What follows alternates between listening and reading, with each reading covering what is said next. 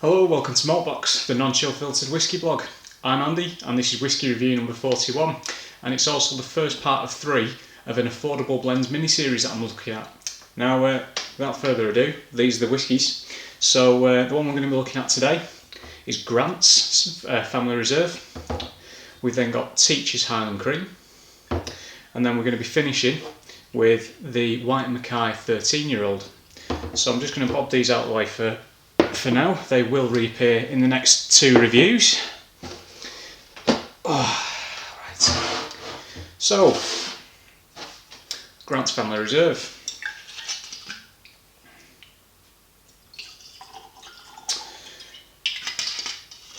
Grant's is a brand and whisky owned by William Grant and Sons, hence the name. You'll see that it shares the same triangular bottle with Glenfiddich, and that is because William Grant and Sons own Glenfiddich. As well as Glenfiddich, they own Balvenie, the grain distillery Girvan, Kinninvie, and more recently, the relatively recently completed Ailsa Bay distillery. Now, the Family Reserve is a blended Scotch whisky.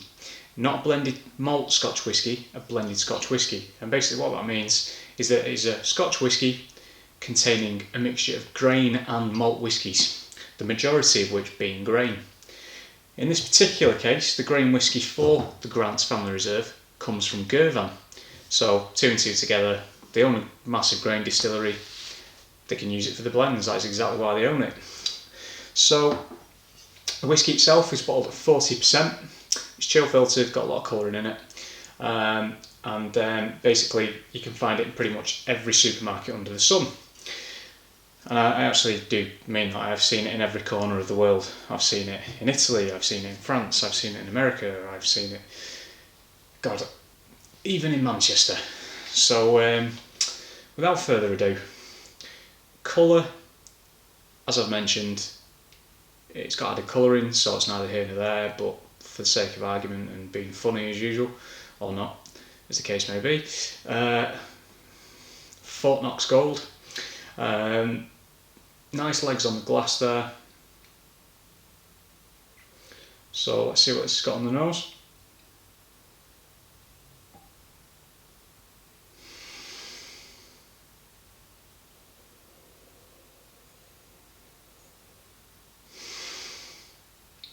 Initially, it's quite a large, sickly sweet hit. Now think processed sugars, think candy floss or cotton candy if you're watching from America.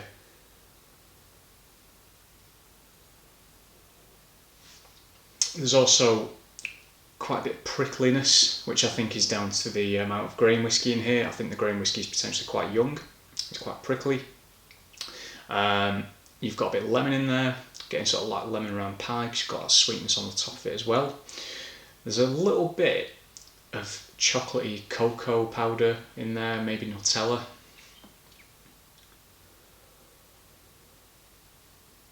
A little bit of ginger as well.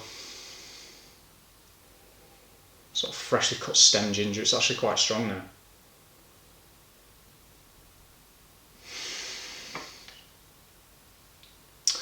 It's quite, what's the best word to use?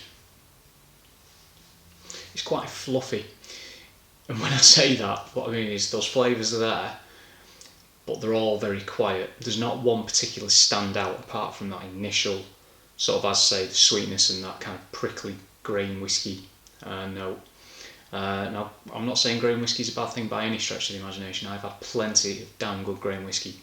But the fact of the matter is the majority of this whisky is grain whisky, because that is why companies own grain distilleries, so they can make blends. Goes without saying, grain distilleries have higher production capacities because of the method of distillation. That, you know, a malt distillery might pump out 4 or 5 million litres a year, and that's a relatively large one. A grain distillery can be anything up to 30 million, probably more. Come to think of it, maybe about 50 million. So you know, that is all due to the distillation method of grain whisky, which is a column still. or continuous still. Coffee still, they're also known as well. So anyway, back to Grant's.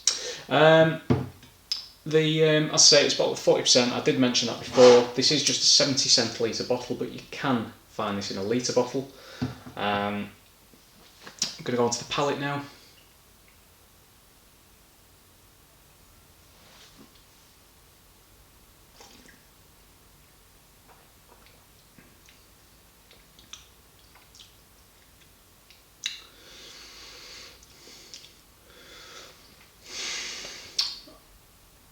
The grain whiskey's there again. I'll be honest with you, it's there straight away. As soon as that's moved aside, you've got that lemon again. But then you've got quite a nice kind of cherry flavour coming in. And it's not overpowering. It is just kind of like a nice addition to it. Sort of black cherry, chocolate kind of thing going on.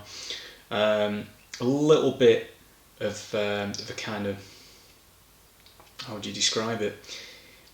I don't go around eating cardboard very often. It's not something I do. It's generally frowned upon, or people look at you like you're losing the plot. So I don't recommend it. You know, stick to food. Boxes are bad, but it does sort of get a kind of wet cardboardy taste, or maybe even like envelope glue. Finish. I was actually going to talk about the finish halfway through the palate because it's very bitter. And as soon as you swallow, that bitterness really does kick in. It's right there at the fore. It does go on for quite a while. It's quite drying. I'm just going to go back to the nose now to see what else I can pick up following that.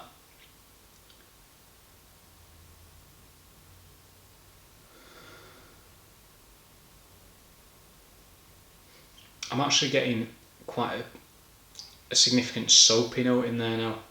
It wasn't there straight away, but now I've gone back to it, there is quite an acidic soapy note. There's also stem ginger. It's quite hot, it's quite spicy, you know, stem ginger, oriental cookie. So that's interesting.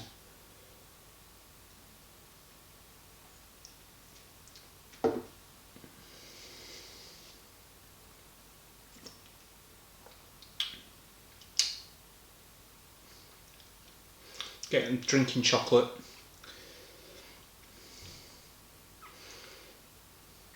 And then peppermint and a little bit of toffee. Sort of like sweet fudgy thing going on as well. And there's that bitterness again.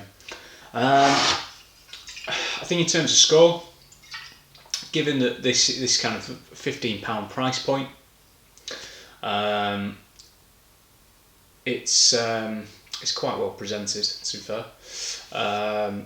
It's a blend that's been around for generations, and I think it does provide good value for money in a sense. I think there's actually quite a good market for it in terms of cocktails. It's very good in a Rob Roy, and it's very good in a rusty nail, and I speak from experience because I tend to have one of those pretty much every weekend when I get in from work on a Friday night, and it does actually do quite well in there because that kind of grainy, prickly note aside, that can get taken out, particularly in a rusty nail, by the sweeter notes of the Dram Beauty.